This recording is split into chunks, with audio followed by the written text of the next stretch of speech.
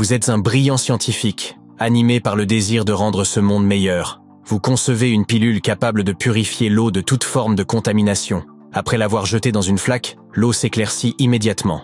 L'eau ainsi purifiée se déverse dans les égouts, déclenchant une réaction en chaîne de purification. Toutefois, les composés chimiques présents dans la pilule éliminent non seulement les microbes nuisibles, mais aussi les bactéries essentielles. La réaction se propage jusqu'aux océans, rendant toute l'eau de la planète stérile. L'écosystème terrestre s'effondre, marquant le début d'une apocalypse.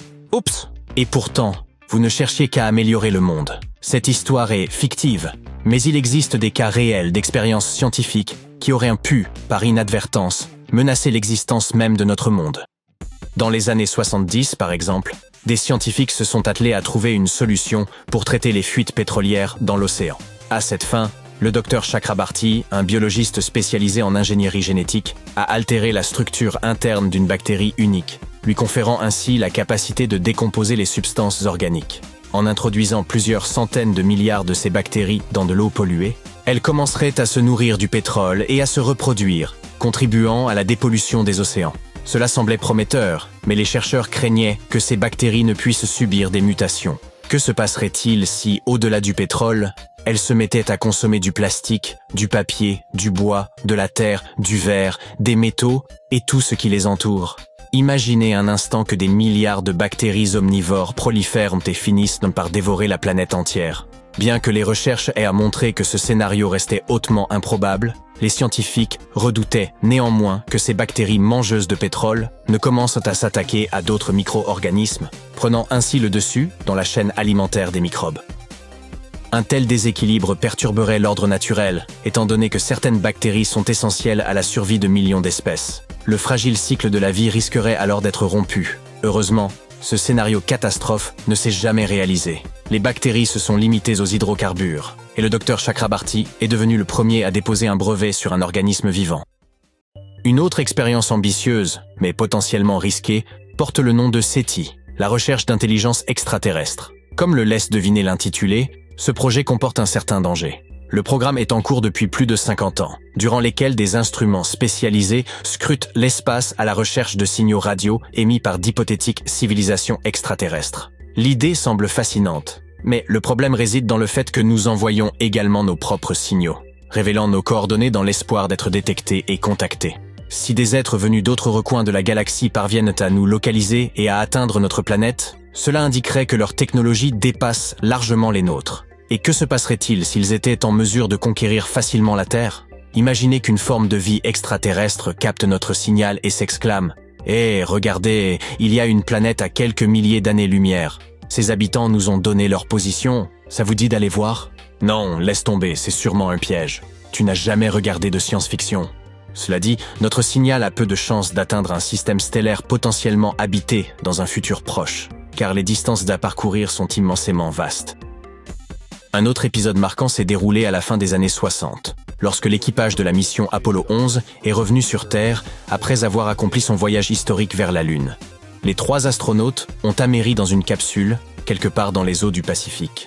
Ces pionniers de l'espace venaient de réaliser un bond de géant pour l'humanité tout entière. C'était un moment extraordinaire. Des navires se sont approchés de la capsule flottante pour récupérer les astronautes, qui furent accueillis en véritables héros.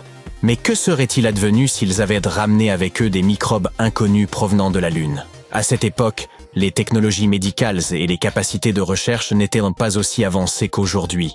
Les astronautes n'auraient peut-être pas détecté la présence de certains organismes microscopiques qui auraient pu s'accrocher à eux.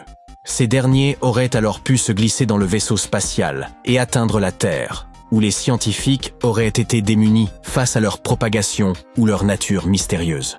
Ce risque ne concerne pas seulement les astronautes, mais aussi les sondes spatiales et les satellites, susceptibles d'introduire des microbes extraterrestres sur notre planète. Que se passerait-il si ces créatures venaient à consommer notre oxygène et à proliférer de manière incontrôlée? Un expert avait estimé à 99% la probabilité qu'Apollo 11 ne ramène aucun organisme lunaire sur Terre. Toutefois, même un risque de 1% reste significatif et pourrait avoir de terribles conséquences. Parfois, les forces de la nature peuvent se transformer en un pouvoir destructeur entre les mains de l'homme. Un champignon, le Magnaporte grisea, infecte les grains de riz et les rend impropres à la consommation. Chaque année, ce champignon détruit une quantité de riz suffisante pour nourrir environ 60 millions de personnes. Le bétail se nourrit également de riz, ce qui signifie que les animaux sont eux aussi affectés. Ainsi, Magnaport grisea se présente comme l'un des ennemis les plus redoutables de l'agriculture. Imaginez qu'une personne prélève des échantillons de ce champignon, les modifie pour les rendre plus puissants et plus dévastateurs, et que ces échantillons se retrouvent accidentellement dans les champs. Le champignon commencerait alors à proliférer, anéantissant les cultures. Cela entraînerait la disparition du riz et du bétail, engendrant ainsi la famine. Bien entendu, il n'existe aucune preuve que quiconque envisage d'exploiter ce champignon.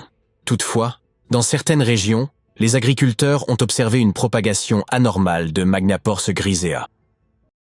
L'équilibre naturel est extrêmement fragile, et tout changement au sein de l'écosystème de la planète peut entraîner des conséquences imprévisibles. Même des animaux apparemment insignifiants, comme les souris, peuvent jouer un rôle crucial. Examinons un exemple concret d'une catastrophe survenue sur l'île Gough, située dans l'océan Atlantique Sud.